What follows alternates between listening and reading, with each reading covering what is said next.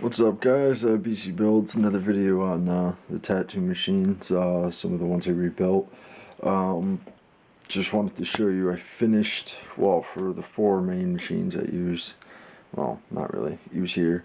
I put RCA conversions on. Someone at the shop bought a bunch, I think it was off of maybe Worldwide Tattoo or maybe Monster Point. One of the coworkers bought one, which, is what it is. You can buy the conversions.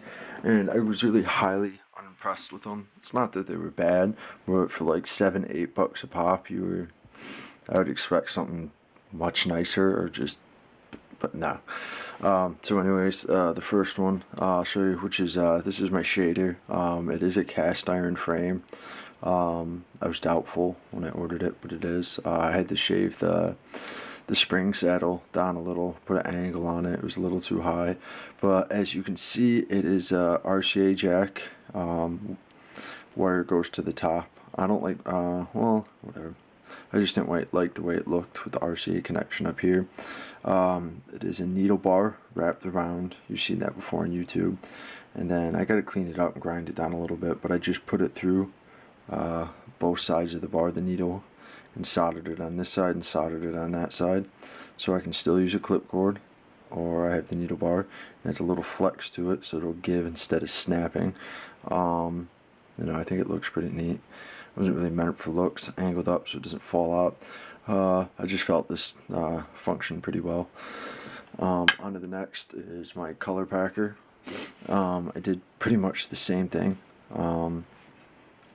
Needle bar, soldered it in, ran the wire up top. Works pretty good. Angle on that one. This one is the newest machine I built. I just finished painting it. I love the color on it.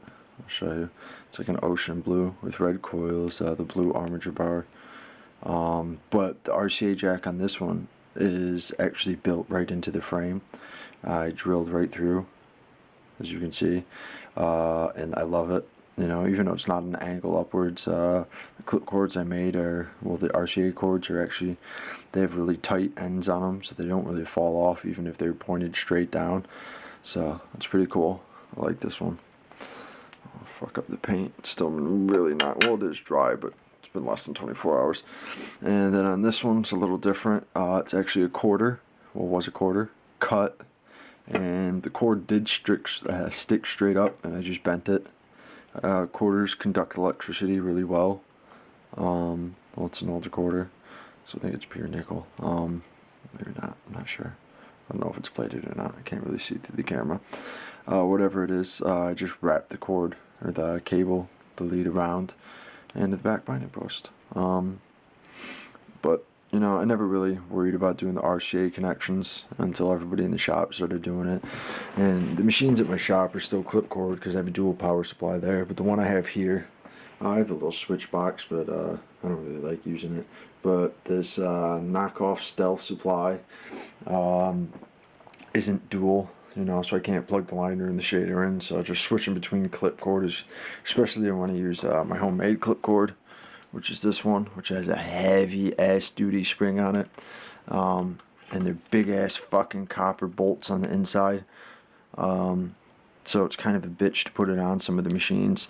So just switching it out for like time's sake, I was like, fuck it, for a couple bucks, I just switch really quickly between machines. I did put preset buttons on this too. Basically I added more real stats to it, and then switches on the back, just like I did to this. So I could just hit the buttons on the back and switch the machine. I only really use these four machines at home. My single pass liner, my sculpting and detail liner, color packer, and then shader. That I don't really use past a 7. This is anything from a 7 to a 13. This is a beast. This will push up to biggest I think I've used so far is a 25 Magnum. This thing will push it without a problem. I hand rack these coils, pure copper wire, magnetic. And then this will push probably 25 to. These are I think Ringmaster coils. Maybe Ringmaster or Baltimore Street Iron. I forget which machine I took them off of. I really didn't like the frame. and this is supposed to be a liner frame. Well, I guess kind of, but I didn't need another liner. I needed a shader from the picture when I glanced at it. I thought it was the bend on the Bulldog arm was, pushed out a little more, but obviously not. It's almost directly over the front coil, a little to the left, so I kind of got to stretch the front contact screw. I'm going to have to, I ordered all new binding posts. These are the little number 6 screws. I want the number 8s. The number 6s wear down the points pretty quickly. People are like, oh, it doesn't make a difference. Actually, the slightest bit of wear does make a big difference in your machine and how it runs. Well, not too much, but, me, I'm just kind of neurotic about that stuff. And it does make a difference, It's just like turning the screw a tiny bit, It's going to change how the machine works. The stroke, the speed, the cycles per everything, or per second, the hertz, everything. It's going to change. So just using the bigger contact screws, like this one is a sterling silver, which does wear okay, but because it's bigger, there's more mass, it wears slower. Or this one is a black oxide copper one, which is kind of expensive, just as expensive as the fucking silver one. They were like $20 each for the binding post, which isn't bad, but and I put the ball on the end, and I put the nut on the end of this one. I didn't like the thumb screws. I have them on 2 other machines that I really don't use now. My favorite thumb screw is this one.